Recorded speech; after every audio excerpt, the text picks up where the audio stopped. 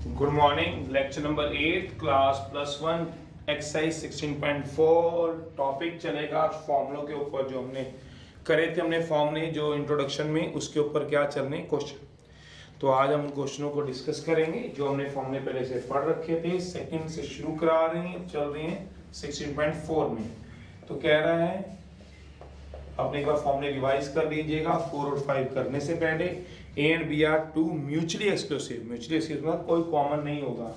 A and B are mutually exclusive दिए हुए since A comma B are mutually exclusive, therefore जो A intersection B होगा वो क्या होगा, एम्प्टी होगा, एम्प्टी खाली होगा, खाली। देयरफॉर लिख सकते हैं कि इसके अंदर जो एलिमेंट होंगे वो क्या होंगे, जीरो।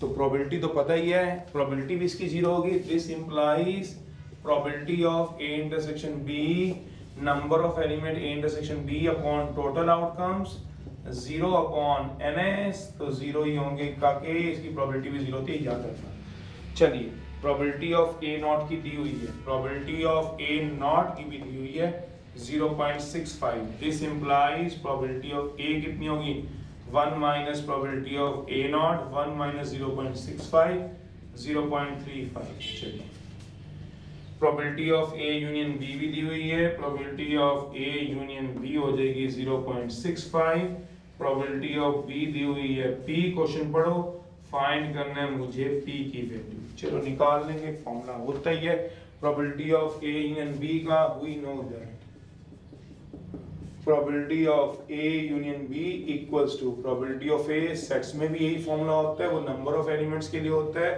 ये प्रोबेबिलिटी के लिए होता है। A union B की वैल्यू कितनी आएगी सोचो, 0.65।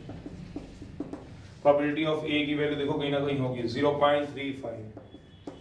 प्रोबेबिलिटी ऑफ B की भी होगी कहीं ना कहीं, क्या होगी, P। इंटरसेक्शन भी होगा जरूर, ये देखो इंटरसेक्शन क्या दिया हुआ है, जीरो, म्यूचुअली एक्सक्लूसिव है।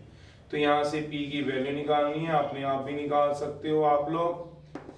तो P कितना आएगा, 0.30। ये आ जाएगा आपका P, ये आंसर आ।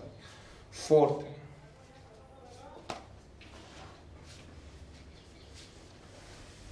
कर लो एक बार, फॉर्मूले जरूर पढ़ लेना एक्सरसाइज करते हुए। अब जब भी इन दोनों करो 16.4 और 5 को। चलिए, वो कह रहा है A B C are 3 mutually exclusive and exhaustive भी दे रखे हैं, 3 इवेंट दे रखे हैं। Since A comma B comma C are mutually exclusive है, कोई कॉमन नहीं होगा, एंड एग्जॉस्टिव है, कवर करेंगे होल सैंपल स्पेस।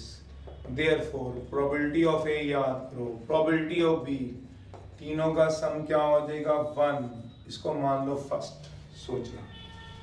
फिर वो आगे क्या कह रहे हैं, प्रोबेबिलिटी ऑफ ए फाइंड करनी है, जबकि प्रोबेबिलिटी ऑफ बी भी दी हुई है, प्रोबेबिलिटी ऑफ सी भी दी है। देखते हैं जरा क्या क्या दिया हुआ है एक बार।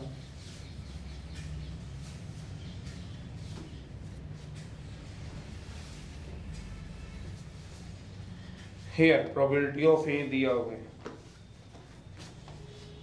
आल्सो दिया हुआ है प्रोबेबिलिटी ऑफ बी दिया हुआ है 3/2 times probability of A, and probability of C दिया हुआ है 1 टाइम प्रोबेबिलिटी ऑफ बी। इन दोनों की वैल्यू को उठा के 1 में पुट करा दो, पुट करा दो 2,3 को इन 1 में। तो प्रोबेबिलिटी ऑफ ए निकालनी, फाइंड क्या करना है आपको, फाइंड करना है probability of A. Probability of A कितना है, plus probability of B 3/2 times probability of A, plus probability of C, C कितना है, half of probability of B equal to 1। इसकी वैल्यू दोबारा पुट करा दो, कहां से, फ्रॉम 2 से। ये प्रोबेबिलिटी ऑफ बी की वैल्यू भी यहाँ रख लेना और प्रोबेबिलिटी ऑफ सी की वैल्यू भी यहाँ रख लेना, बस पता तो चल ही गया होगा। इसकी वैल्यू दोबारा पुट करा दो, तो प्रोबेबिलिटी ऑफ ए आ जाएगा आपके पास।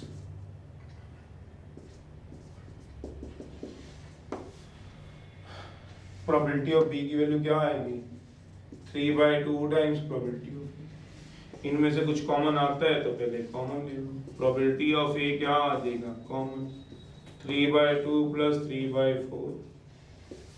Probability of A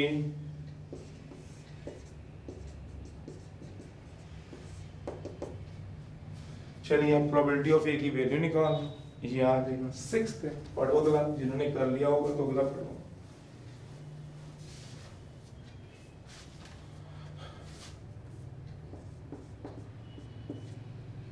13/4 equal to 1। Probability of ए क्या आएगा 4/13। चलिए 6th है।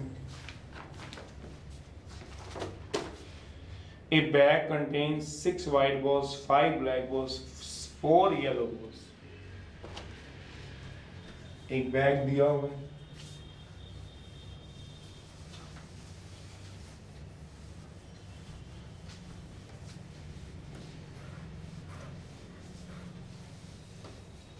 चलिए 6 क्वेश्चन में दिया हुआ है एक बैग है जिसमें क्या दिया हुआ है 6 white balls, 5 black balls, 4 yellow balls. Find the chance of getting either a white or a black ball in a single round. या तो वाइट आ जाए या ब्लैक आ जाए in a single round. Total number of balls कितनी दे रखी हैं 6, 5, 4, 15 दे रखी है। When A ball is drawn, जब एक बॉल को ड्रॉन करोगे NS कितना होगा 15C1। A B the event of getting, क्या बोल रहा है व्हाइट या ब्लैक बॉल मिल जाए।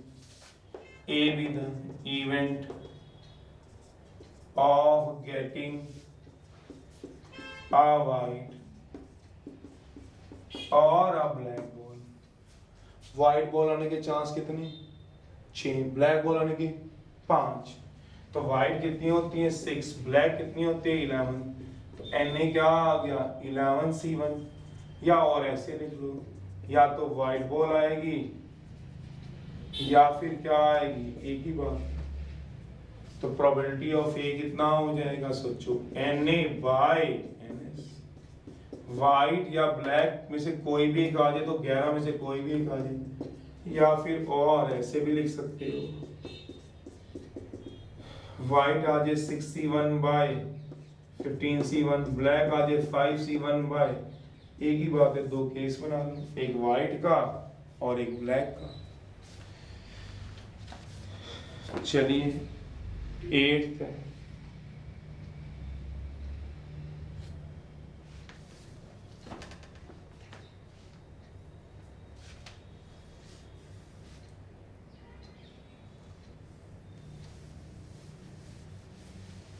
फॉर्मूले से करना है, फॉर्मूले से भी कर सकते हो, ऐसे ही बता रहा हूं, ये भी कर सकते हो। अगला भी मैं अगला एक बता देता हूँ, आपकी मर्जी, जैसे मर्जी कर लेना। 2 मेथड है 6 को 8 को करने के लिए। मेथड फर्स्ट है, मेथड सेकंड है। फॉर्मूले से करना है तो फॉर्मूले से कर लो, कई बच्चे डायरेक्ट करना चाहते हैं डायरेक्ट कर लेंगे। 6 क्वेश्चन भी ऐसा कर सकते हो फॉर्मूले से। अब वो क्या कह रहे हैं आपके पास, in a single throw of 2 dice, 2 dice के सिंगल थ्रो फेंकना है। In a single throw of 2 dice NS कितना होगा 36।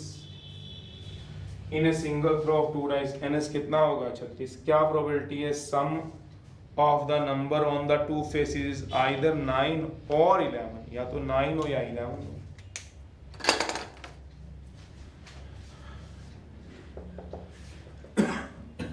वन 2 2 ऐसे ही चलेंगे। ए B the event of getting, जो सम होगा इज आइदर 9 और 11 होगा, या तो सम 9 होगा या 11 होगा।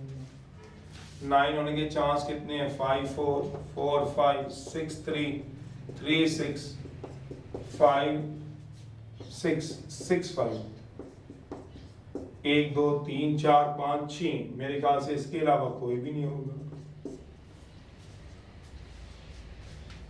या तो 9 होगा सम या फिर क्या होगा 11। तो प्रोबेबिलिटी ऑफ ए क्या आएगा Na/NS 6/1/6। या फिर आप दूसरे तरीके से करना चाहते हो कि ऐसे कर सकते हो, in a single throw of 2 dice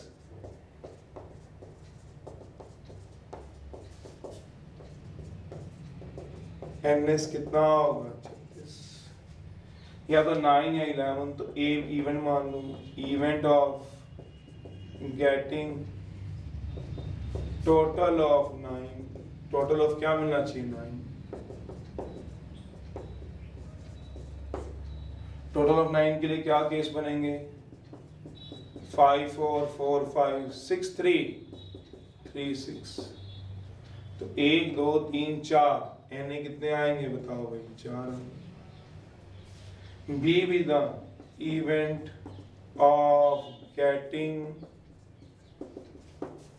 total of 11, N B कितना आएगा, टोटल ऑफ 11 आने के कितने चांस हैं, 2 चांस, कौन कौन से शाबाश 6 5 और 5 6।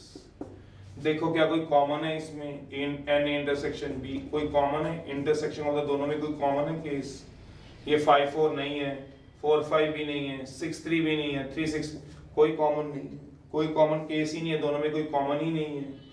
तो probability of A union B का फॉर्मूला क्या होता है सोचो, probability of A, probability of B, probability of A intersection B. A की प्रोबेबिलिटी क्या होगी, favour upon total, N A by N S, N B by N S, N of A intersection B by N S. N A का कितना होगा, N A का number format ए में 4, N S कितना होगा, टोटल आउटकम्स देखना जरा, total outcomes कितने होंगे 36, बी में कितने हैं देखो जरा, बी में 2, इंटरसेक्शन में कितने हैं 0, तो क्या हो जाएगा 6/36, 1/6 आंसर। ऐसे निकालो, ऐसे करना, ऐसे कर लो, दोनों पेपर में दोनों ही ठीक है, कोई भी लगा सकते हो, बिल्कुल पेपर में दोनों ही ठीक, कोई नंबर नहीं करेंगे नहीं। Event of getting neither 9 nor 11, तो प्रोबेबिलिटी ऑफ बी क्या होगा, total minus probability of either getting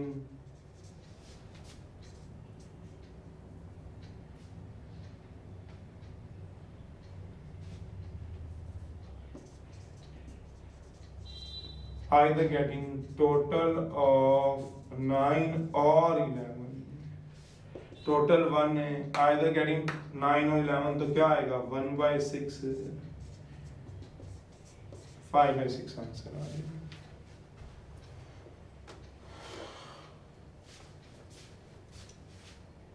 ऐसे कर लो, ऐसे कर लो, 10th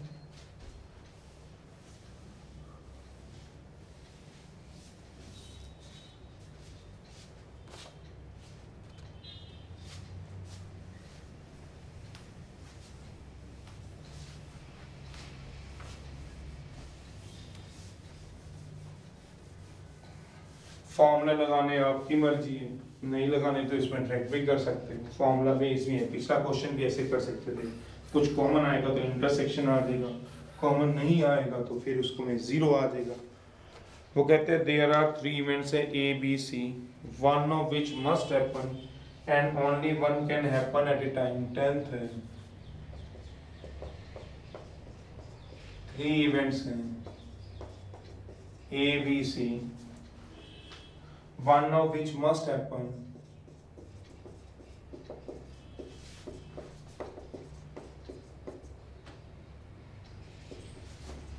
and only one can happen at a time। चलिए इसका मतलब क्या हुआ, बात करते हैं। odds इन फेवर में दे रखे हैं इवेंट ए के, पढ़ लो चाहे, odds इन फेवर में, अगेंस्ट में दे रखे हैं, सॉरी फेवर में दे रखे हैं, अगेंस्ट में दे रखे हैं।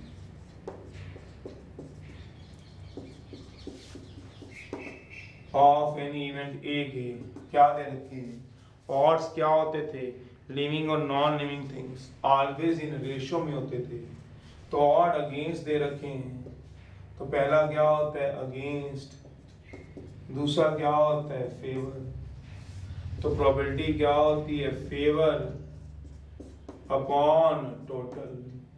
फेवर में 3 है, टोटल में 11 है, 3 बाई क्या आएगा 11।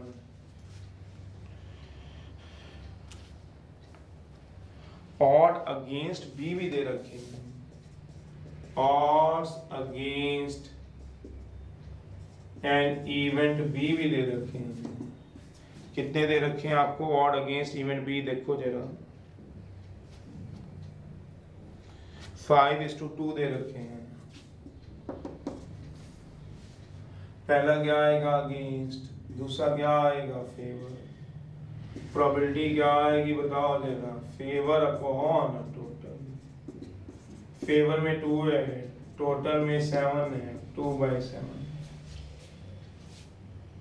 अब मुझे फाइंड करने ऑड अगेंस्ट सी, फाइंड करने ऑड्स अगेंस्ट सी। अब ऊपर वाली लाइन का मतलब पढ़ते हैं। 3 events A are B and C है, one of which must happen and only one can happen at a time। कहता है एक टाइम में सिर्फ एक ही होगा। इसका मतलब हुआ ये म्यूचुअली एक्सक्लूसिव है। इसका मतलब है ये क्या है, म्यूचुअली एक्सक्लूसिव है, मतलब इनमें कोई कॉमन नहीं है। कॉमन होता तो एक टाइम में क्या मतलब 2 भी हो जाते। ये क्या है, म्यूचुअली एक्सक्लूसिव है। जैसे मान लो 3 पर्सन है, म्यूचुअली, पहले मैं लिखवा दूं, म्यूचुअली एक्सक्लूसिव है। जैसे एग्जांपल के तौर पे मान लो 3 बच्चे ए बी सी, एक इवेंट है रेस, रेस में पार्टिसिपेट कर रहे हैं। तो कहता है एक टाइम में एक ही हैपन होगा, एक ही हैपन मतलब एक ही जीतेगा, मतलब तीनों भाग ले रहे थे, बी पहले जीत गया पहले, फिर ए जीता, फिर सी जीता। तो कोई एक ही एक टाइम में होगा, कोई कॉमन नहीं होगा, मतलब टाई अप नहीं होगा, no tie up, no tie up, no common, कोई कॉमन नहीं है इसमें, तो वो म्यूचुअली एक्सक्लूसिव है। And one of which must happen, one एक जरूर होगा, मतलब इन तीनों में से ऐसा नहीं कि इन तीनों में से कोई ना जीते, ऐसा नहीं होगा। क्या मतलब कि आपका डी जीत जाए, पर ऐसा डी कोई नहीं पड़ा हुआ। कह रहा है one of which must happen, तो इसका मतलब ये क्या हुआ, एग्जॉस्टिव भी हुए, कि मतलब 3 ही है, सिर्फ 3 ही है, ऐसा नहीं चौथा है और उसके जीत वो भी जीत सकता हूं, नहीं, 3 ही है। वन ऑफ विच, सोचो कोई एक काम जरूर होगा, कोई एक रेस जरूर जीतेगा, कौन, या ए बी सी में से कोई एक रेस जरूर जीतेगा, तो इसका मतलब 3 ही तो बंदे हुए। डी तो है ही नहीं रेस में। अगर ये ना लिखा होता, हो सकता है डी होता, ई होता, क्या होता वो जीत जाए रेस को, नहीं, उसने बोला वन ऑफ विच, इन तीनों में से एक जरूर होगा, तो 3 ही है, तो म्यूचुअली एक्सक्लूसिव एग्जॉस्टिव हो, सिंस जो ए बी सी हैं are mutually exclusive and exhaustive हैं, देयरफॉर तीनों की प्रोबेबिलिटीज का सम कितना हो जाएगा, वो क्या हो जाएगा 1। क्या वैल्यू दी हुई है, दी हुई है, ये वाली वैल्यू इसको फर्स्ट मान लो, ए और बी की वैल्यू पुट करा दो 2, 3 इन 1 में, कराइए जरा मन में, देखिए जरा कितना आंसर दे रहे हो। सी की प्रोबेबिलिटी आ जाएगी, फिर ऑड अगेंस्ट सी हम निकाल लेंगे, कराइए जरा। ए की प्रोबेबिलिटी कितनी है 3/11, probability of A, probability of B, probability of C 1 है, 3/11, 2/7, इसको इधर ले जाओ, प्रोबेबिलिटी ऑफ सी आ जाएगा 1 - 2/7, 3/11,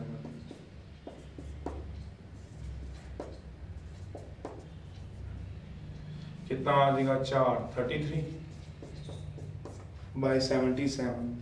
ऑड अगेंस्ट निकालने हैं मुझे, किसके बोला, इवेंट सी के, ये क्या आ गया फेवर, और ये क्या आ गया टोटल। ऑड अगेंस्ट सी के क्या होता था ratio, against ratio favour, favour में कितने दिए 33, अगेंस्ट में निकाल लेना, कितने आ जाएंगे 44। चलो रेशो 33, देखना जरा, ये मतलब है इसका।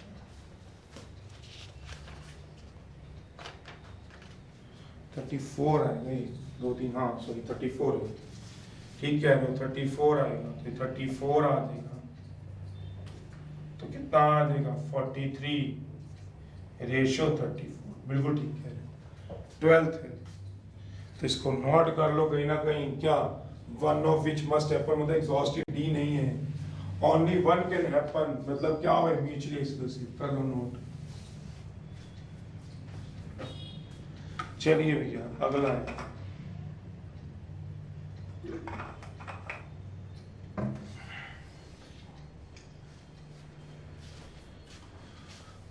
नेक्स्ट है अगला कौन सा, 12th।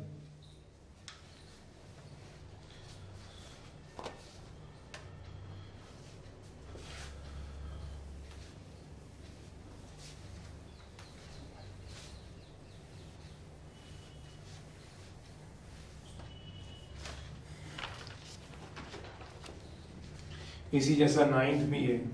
चलिए 12th है, वो कहते हैं group of student, there are 3 boys and 3 girls, 3 boys दे रखे हैं एंड 3 गर्ल्स दे रखी हैं, ग्रुप ऑफ स्टूडेंट दे रखा है, 4 student are to be selected, total student कितने दे रखे हैं, टोटल नंबर ऑफ स्टूडेंट्स कितने दे रखे हैं, वो दे रखे हैं 3 बॉयज 3 गर्ल्स 6 दे रखे हैं, और 4 स्टूडेंट्स टू बी सिलेक्टेड, जहां सिलेक्शन आ जाएगी वहां क्या लग जाएगा सोचो, कॉम्बिनेशन, तो NS कितना आ जाएगा 64, 4 बच्चों को चुनना है out of 6, be selected at random, find the probability that either 3 boys and 1 girls or 3 girls and 1 boys A be the event of getting,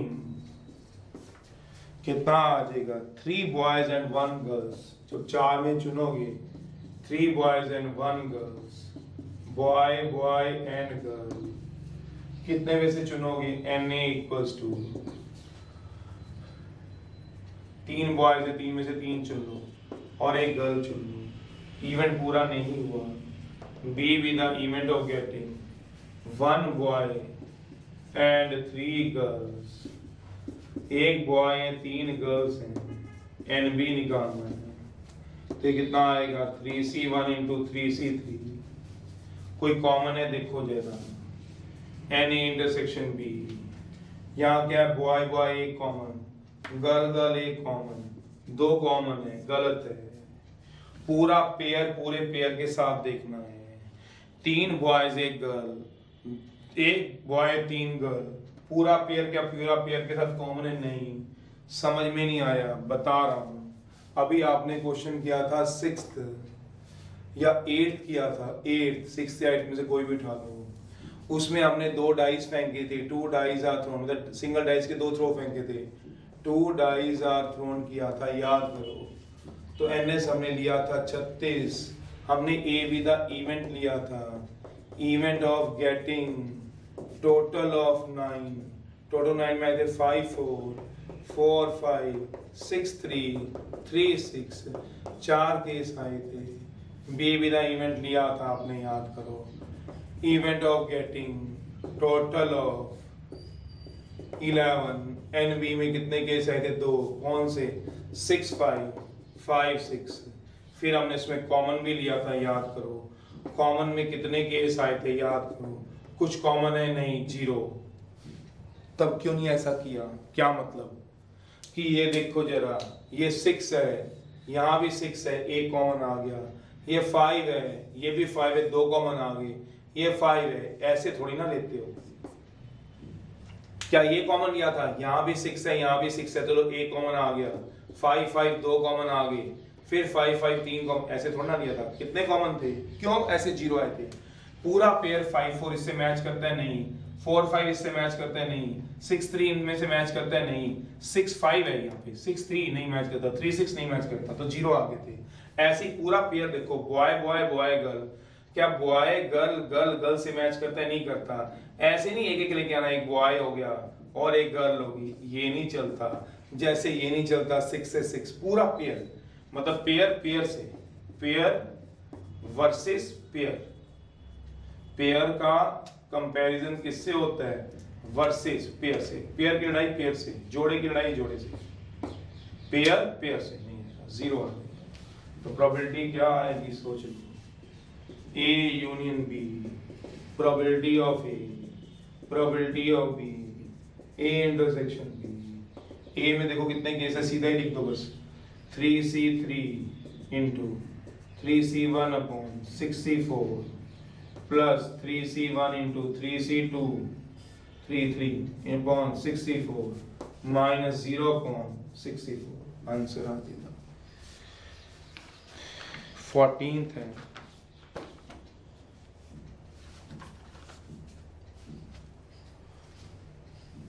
तो पूरा पेयर पेयर से देखा जाता है, सोच लेना आराम से, लिखा हुआ है पढ़ लो आराम से, पूरा पेयर जोड़ा। हाँ अगर यहाँ भी 6-3 होता बाई चांस तो 6-3 और 6-3 कॉमन आए थे तब एक आता 60-60 से, पर अभी 6-3 नहीं है, पेयर नहीं है आपका कॉमन आता।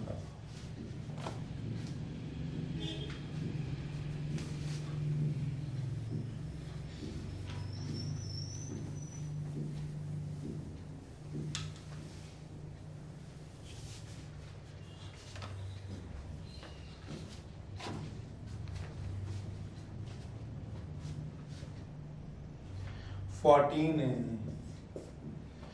दो कार्ड निकालने from the 8 card, number from 1 to 8, दो कार्ड निकालने, टोटल नंबर ऑफ कार्ड्स कितने दे रखे हैं, 8 दे रखे हैं। कहां से कहां तक नंबर दे रखे हैं, 1 2 3 4 5 6 7 8 कार्ड दे रखे हैं। अब प्लेइंग कार्ड की बात नहीं उसने की गई, दो कार्ड निकालो। When 2 cards are drawn, NS कितना होगा, टोटल C drawn तो 8C2 होगा। 1 2 3 4 5 6 7 8। वो कह रहा है 8 कार्ड थे, दो कार्ड निकालो, क्या प्रोबेबिलिटी उनका सम क्या होगा, 8 होगा।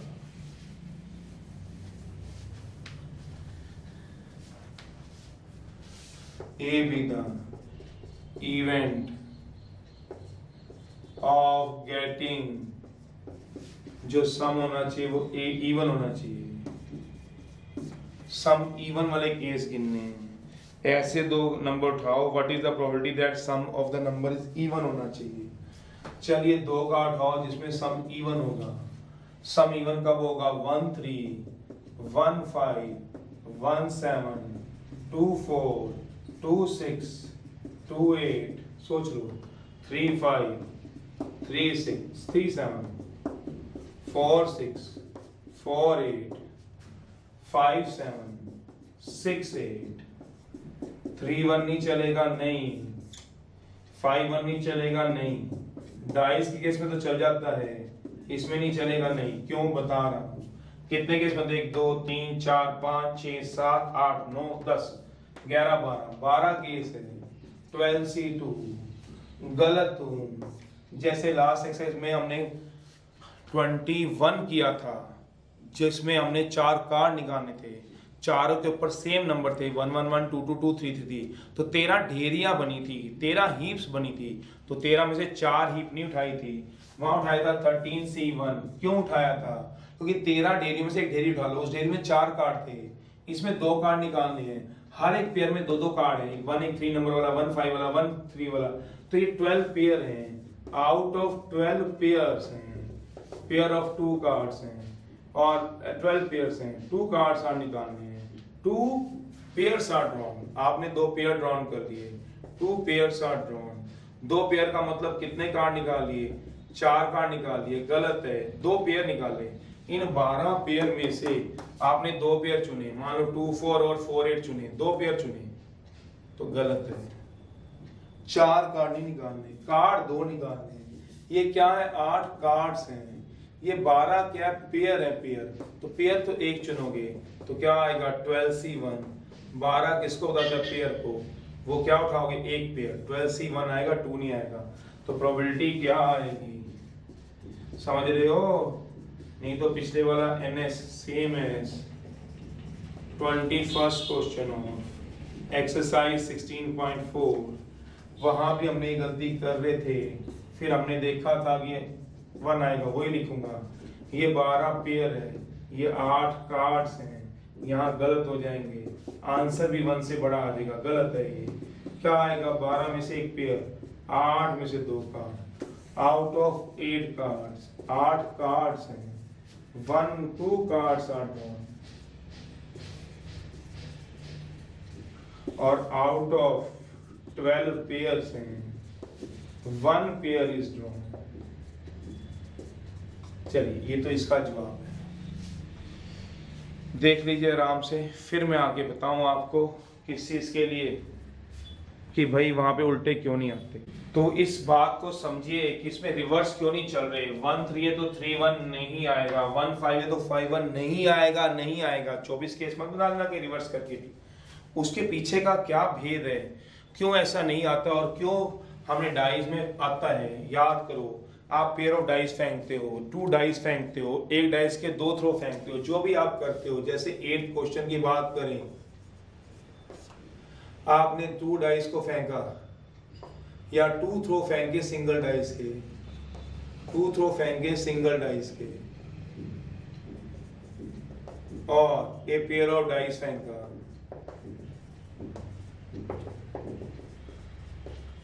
या 2 डाइस साइमल्टेनियसली फेंक दिए, जो मर्जी आप सोच लो, उसमें 2 सेट बनता है। समझ में नहीं आई सर? आ जाओ आप। मेरे पास ये डाइस है, मान लो मैंने इसको एक बार फेंका तो उसका सैंपल स्पेस क्या बनेगा? 1 2 3 4 5 6।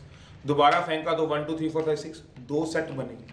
आप बोलोगे सर आपने 2 डाइस फेंक दी, फेंक दो, मैंने पेयर ऑफ डाइस फेंकी, ये है pair of dice. Pair of dice का मतलब क्या हुआ? 2 डाइस फेंक रहा हूँ, पेयर तो 2 के से ही बनता है, मैंने फेंक दिया, मान लो ये फेंक दिया, अगर आपको दिख रहा हो तो इस पे 1 गिरा, इस पे 3 गिरा। ऐसा भी तो सकता है दोबारा फेंकूंगा तो क्या गिरेगा? इस पे 1, इस पे 3 गिरा था, दोबारा फेंकू तो इस पे 3 गिरे, इस पे 1 गिरे। ऐसा हो सकता है, क्यों? क्योंकि उसमें 2 सेट बनते हैं। आपने पेयर ऑफ डाइस फेंकी, नहीं समझ में आया है। एक डाइस का डाइस 1 का आएगा, डाइस D1 मतलब डाइस 1 है, डाइस 1 है, उसमें एलिमेंट्स आएंगे 1 2 3 4 5 6। सोच लेना, मान लो आपने एक डाइस को फेंका तो उस पे क्या क्या गिर सकता है, वो मैंने लिखा है 1 2 3 4 5 6। डाइस 2 लिखा, 1 2 3 4 5 6 लिख दिया है। अब आप दोबारा सोचो, आप कहते हो नहीं सर पेयर ऑफ डाइस को फेंक लो, मैंने पेयर ऑफ डाइस को फेंका, इस पे क्या गिर सकता है? 1 2 3 4 5 6। इस पे भी क्या गिर सकता है? 1 2 3 4 5 और 6। चलो ऐसे कर देता हूँ, इस डाइस पे क्या गिर सकता है? सोचो, 1 या 2 या 3 या 4 या 5 या 6। 1 2 3 4 5 6। तो इस पे जो गिरेगा वो मैंने ये लिख लिया, इस पे जो गिरेगा वो लिख लिया। सोचो, क्या 1 2 आ सकता है? आ सकता है। जो एक बार आ गया दोबारा नहीं आना है। मतलब इस पे क्या गिरे? 1, इस पे क्या गिरे? 2 आ सकता है। पर ऐसा भी तो आ सकता है क्या इस पे 2 गिर जाए और इस पे क्या गिर जाए? बिल्कुल। तो मेरा मतलब ये है, ये भी तो आ सकता है। सोचना, यहाँ से अगर दिख जाए, मैं ब्लू मार्कर से साइन मार रहा हूँ, 1 2 आ सकता है, तो 2 1 भी आ सकता है, बिल्कुल आ सकता है। तो इसमें 2 1 भी आते हैं, 2 1 भी आते हैं। सोचो, मान लो 4 5 या 4 6 आ जाए, आ सकता है 4 6। फिर 6 4 भी आ सकता है, बिल्कुल। ये 6 आ जाए, इसका 4 आ जाए। मेरा मतलब वही तो दोबारा नहीं उठाए गए। मेरा मतलब अब सुनना, मैंने यहाँ पहली डाइस का 4 उठाया, दूसरी डाइस का 6 उठाया, या पहली डाइस का 6 उठाऊंगा, दूसरी डाइस का 4 तो उठा सकता हूँ। इसमें क्या थे? सोचना, 2 सेट थे, 2 सेट थे, एक सेट 2, तो 1 2 1 3 1 4 2 1 2 2 2 3 ऐसे उठा सकता हूँ। पर इसमें एक ही सेट है, ओनली 1 सेट है। अगर मैंने मान लो 1 3 उठा लिया तो मैं 3 1 कैसे उठा लूंगा? मैंने यहाँ पे 1 2 उठाया था, तो मैंने यहाँ पे 1 2 उठा लिया, चलो मान लो 1 2 उठा लिया, 1 और 2 उठा लिया, ये लो 1 2 उठा लिया, 1 उठा लिया, हाथ में रख लिया, 2 उठा लिया, तो मैं 2 1 कैसे उठा लूंगा? मेरे हाथ में यहाँ 1 है और यहाँ 2 है, मैंने उठा लिया 1 और 2 कार्ड, एक कार्ड उठा लिया 1, सोचना अपने दिमाग से, उठा लिया 2, 1 और 2 कार्ड मेरे हाथ में है, तो इसमें कहाँ रह गए? पर इधर ऐसा नहीं है। मान लो मैंने यहाँ पे 1 2 डाइस का उठा लिया, एक मैंने 1 उठा लिया, ये वाला डाइस का, ये दूसरा 2 उठा लिया, सोच लो उठा लिया, ये 1 उठा लिया, ये 2 उठा लिया, मान लो। पर अभी भी डाइस में क्या पड़ा है? 2 पड़ा है, और इधर से क्या पड़ा है? 1 पड़ा है। तो ये 2 केस आएंगे, इसमें एक ही केस आएगा, जब मैंने इसमें से 1 2 उठा लिया, 1 भी हट गया सोचो, और 2 भी हट गया, तो अब मैं 2 1 कैसे उठा लूं? कहां है मेरे पास 2? देखो कहां है मेरे पास 1, नहीं उठा सकता हूं। तो एक ही केस बनेगा, एक केस बनेगा सोचो। पर इसमें अगर मैंने मान लो 1 उठा लिया और 2 उठा लिया, 1 और 2 उठा लिया, तब भी मेरे पास एक केस बनेगा 2 1 का।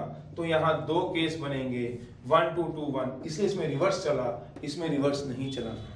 लास्ट है सोचना आराम से। अगर मैं कंपाइल करूं इस बात को, तो कंपाइल ये है कि ऊपर वाले में जो इस क्वेश्चन में वो एक ही सेट है, ओनली 1 सेट, और इसमें कितने सेट होते हैं? 2 सेट है। इसमें एक ही केस बनेगा 1 2 का, क्योंकि जब एक बार 1 उड़ गया, यहां से 2 उड़ गया, 2 उड़ा दो, 1 और 2 उड़ा दो, तो 2 1 कहीं दिख नहीं रहा। पर ऐसा इसमें नहीं है। अगर आपने यहां से 1 और 2 यहां से उड़ा दिया, मान उड़ा दिया तो उठा लिया, तब भी इसमें इस सेट में दिख रहा है 2 एक 1। सोचते रहिएगा आराम से। तो ये इसका लॉजिक होता है। 16th है आपके पास, 16th आपकी स्क्रीन पे ये रहा।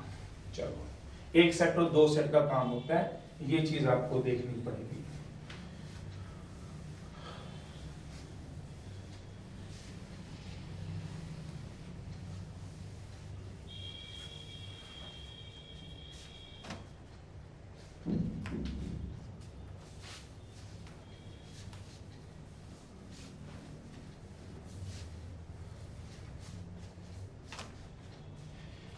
Four cards are drawn at random from pack of 52 cards हैं।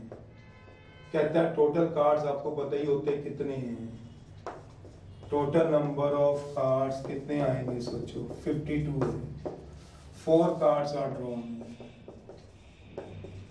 कैसे निकालोगे 4 कार्ड? NS होगा 52C4। 4 कार्ड कितने निकाल लो? 4 cards are drawn from the 50. Find the probability getting all the 4 cards of same suits. चारों कार्ड सेम सूट्स के होंगे, case बनेंगे। All the 4 cards are of same suits के होंगे, तो इसमें केस बनेंगे। क्या मतलब? चारों स्पेड होंगे, चारों हार्ट होंगे, चारों डायमंड होंगे, 4 के 4 क्लब होंगे, सेम सूट्स होंगे। तो क्या होगा? मतलब चारों के चारों स्पेड 13C4 प्लस केसेस हमेशा ऐड होते हैं। केसेस ऑलवेज क्या कराओगे? ऐड। या फिर क्या होगा? Heart, diamond, club. तो प्रोबेबिलिटी क्या आ जाएगी? Na/ns।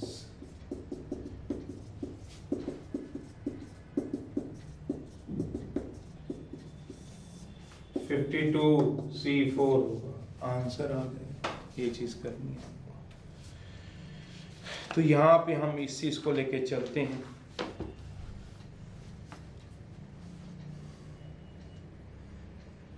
चलिए करिए पहले इनको, फिर जो पूछना होगा पूछेगा। अब एक्सरसाइज 16.4 का हमने करे थे क्वेश्चन, अभी आगे चलेंगे 16.4 में। क्वेश्चन नंबर 5 16.4 में चल रहे हैं। क्वेश्चन नंबर हम 5 में चलेंगे।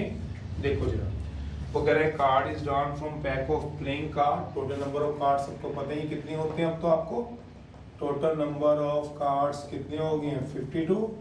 अ card is drawn, when a card is drawn, एक कार्ड को जब आप निकालोगे, NS कितना आ जाएगा? 52C1। कहते हैं कार्ड को निकालोगे प्लेइंग कार्ड में से, क्या प्रोबेबिलिटी है that it will be either a king of diamond और अ क्वीन ऑफ हार्ट। या तो किंग ऑफ डायमंड होना चाहिए, queen of heart. A B the event of getting king of diamond. तो डायमंड का किंग बोला, वैसे तो किंग होते हैं 4, पर डायमंड का किंग क्या होता है? 1C1। डायमंड पर्टिकुलर किया हुआ है तो एक ही निकलेगा। फिर कहता है B with the event of getting a queen of heart. दिल की रानियां कितनी होती हैं सबको पता ही है, हार्ट। तो NOB वो क्या होगी? एक ही। डायमंड का किंग और क्वीन ऑफ हार्ट, क्या दोनों में कोई कॉमन है? तो देख लो, ए इंटरसेक्शन बी कोई भी नहीं, दोनों में कोई कॉमन है, कोई भी नहीं कॉमन। तो probability of A union B का फॉर्मूला लगा लीजिएगा, probability of A, probability of B, A intersection B, तो ये आ जाएगा N A by N S, N B by N S, N of A intersection B by N S. N S कितना दिया हुआ है 52 C1 को हम 52 लिख सकते हैं, 1 C1 को 1 लिख सकते हैं, लगा लीजिए 1 by 52 plus 1 by 52, 0 by 52, 0।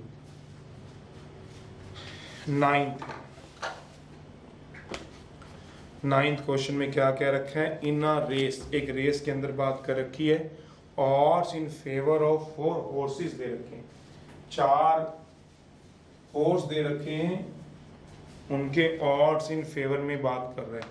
In a race odds in favour, ninth है,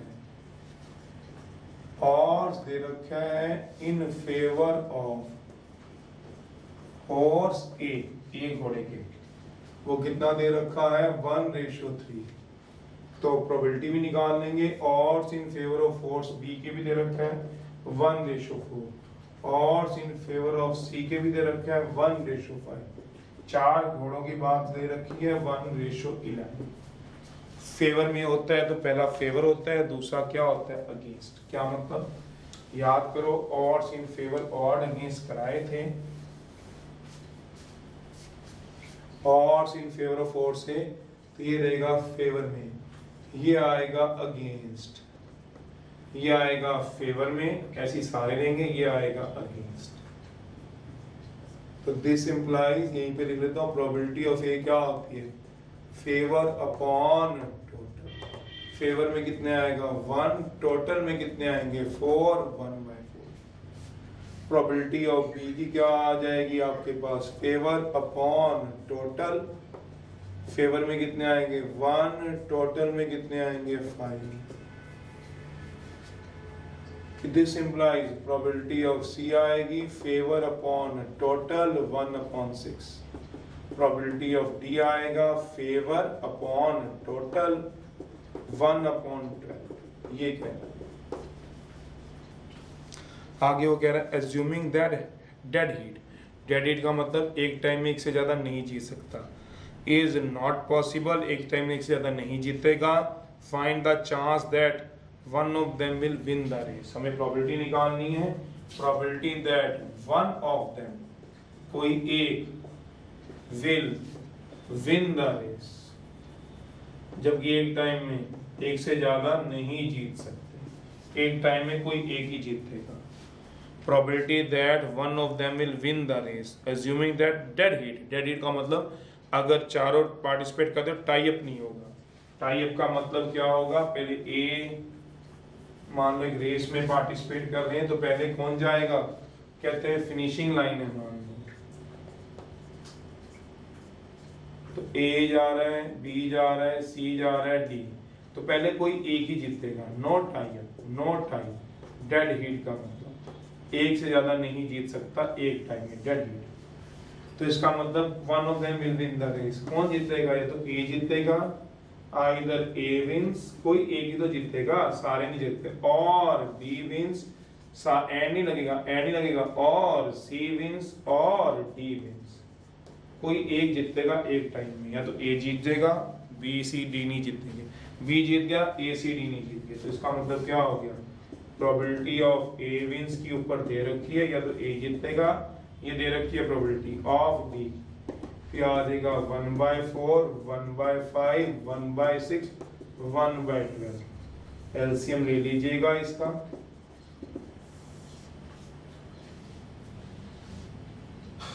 देखो जरा कितना एलसीएम आता है, 60 आ रहा है, सॉल्व कर लीजिए। चलो कितना बन रहा है देखो जरा, 9th का 7/10, 42/60, 30 तो नहीं आएगा, 4, 15, 12, 10, 8,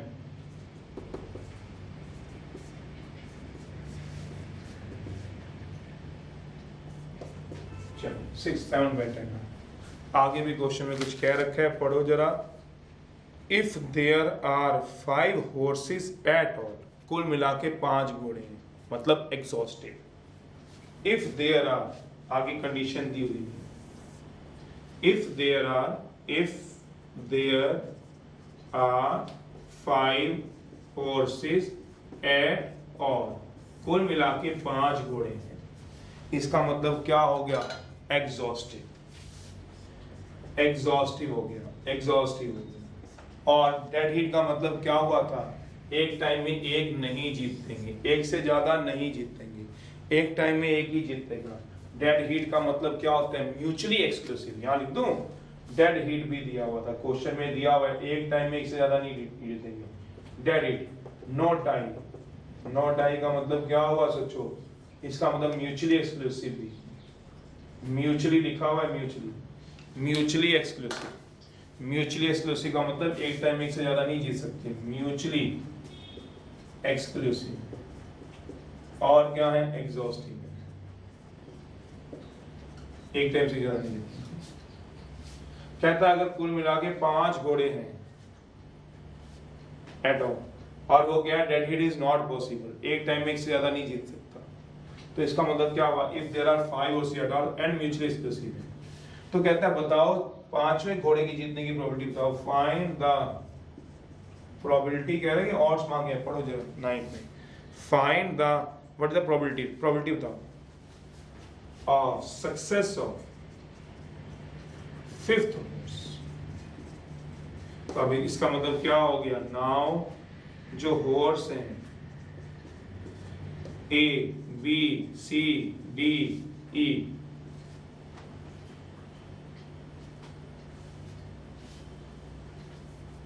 नाउ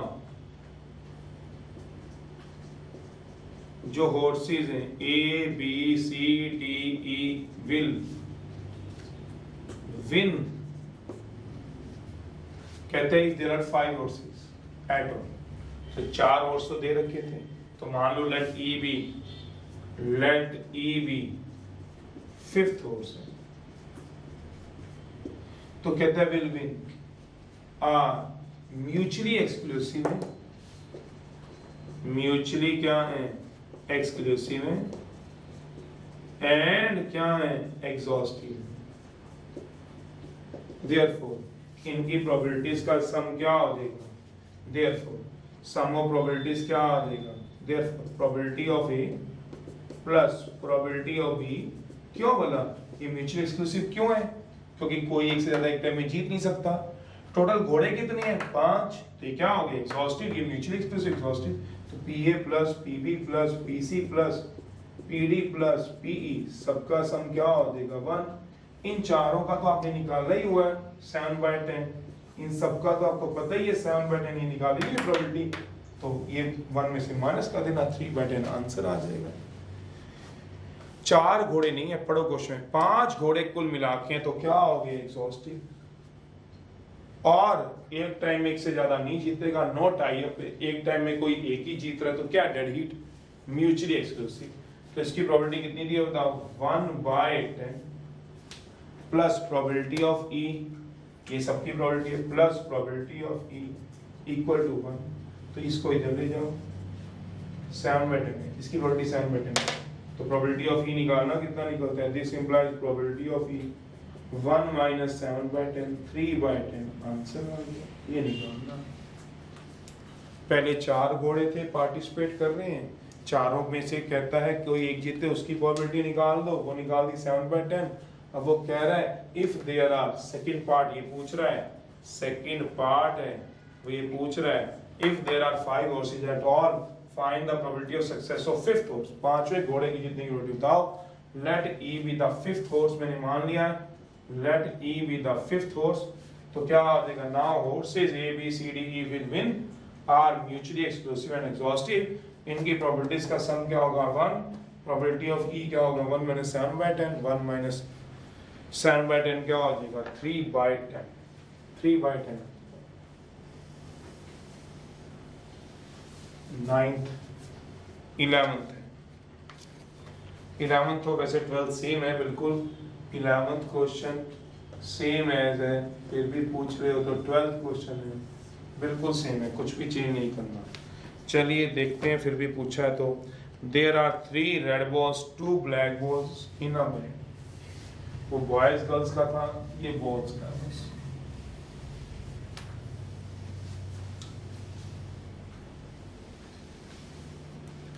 एक बैग है जिसकी ये बात कर रहा है 11th में, 3 रेड बॉल्स हैं, 2 ब्लैक बॉल्स हैं, ये रेड है ये ब्लैक। कहते 3 बॉल्स आर ड्रॉन करना है, taken out from the bag, 3 balls are drawn. Total number of balls कितनी होगी सोचो जरा। 3 balls are drawn.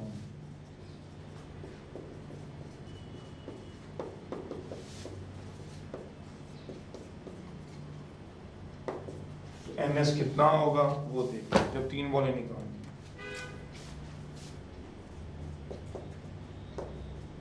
Total C drawn 5C3, 3 बॉलें आपको निकालनी। Find the probability of getting 2 red balls and 1 black balls. A B the event of 2 red and 1 black, or B be the event of getting 1 red 2 black।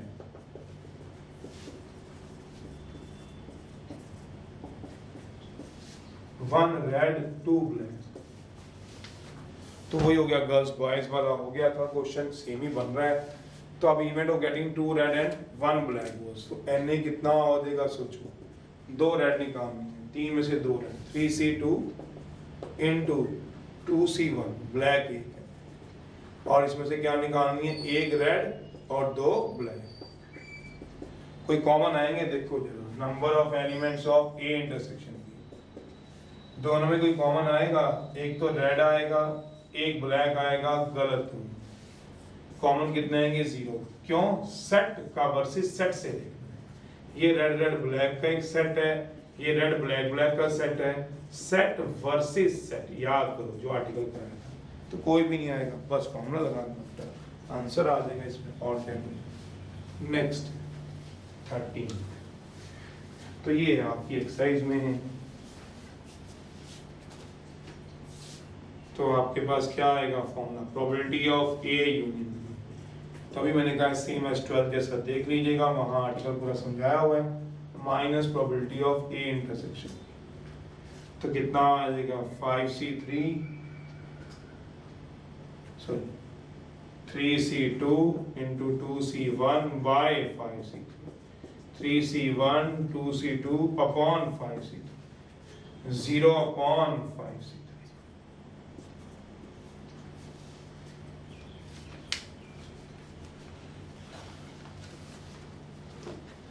चलिए 13th,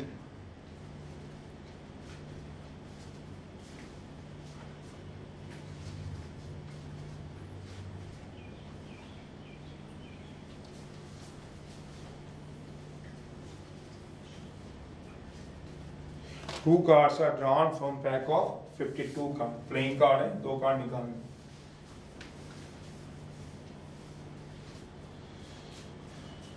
two cards are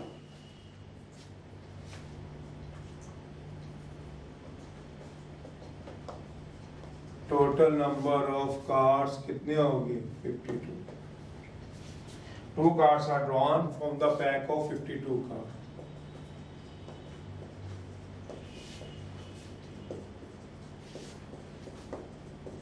(52C2) क्या chance है, at least कम से कम एक card क्या होगा, S होगा। एक भी एस हो सकता है, ए भी ना। इवेंट ऑफ गेटिंग एटलीस्ट कम से कम 1 कार्ड इस क्या होगा, एस।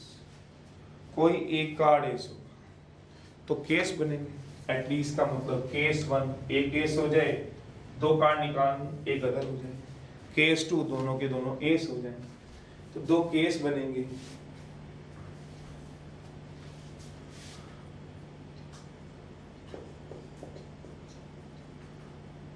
क्या बनेगा, एक एस प्लस वन अदर और दो के दो क्या हो जाए एस, तो Na क्या हो जाएगा, और दूसरा केस क्या बनेगा, दो के दो एस हो जाएंगे, क्या बनेगा Na, एक एस एक अदर, चार में से एक इंटू एक अदर, अदर में क्या आएगा 48C1 बाय 52, सॉरी एक एस एक अदर, एस क्या होगा 4C1, अदर क्या होगा 48C1 बाय 52C2, एक एस 4C1 बेटा, अदर का क्या निकालोगे 48C1 प्लस और दो के दो एस निकाल लो 4C2, प्रोबेबिलिटी क्या आएगी Na बाय ns, दो ही केस बनेंगे Na बाय ns, तो एक केस आ गया 4C1 into 48C1, 4C2 bye बताओ 52C2, या और दो इवेंट लेके करने, दो इवेंट लेके कह लो, A B the event of getting one S and second is other, दो ऐसे बना लो, एक एस आएगा एक अदर आएगा,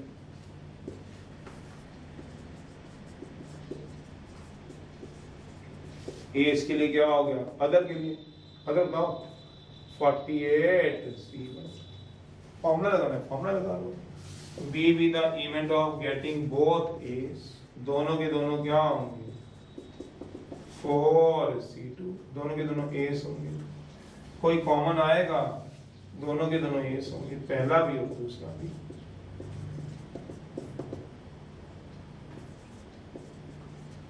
कोई कॉमन आएगा, सेट का सेट से देखना, जीरो सेट वर्सेस सेट,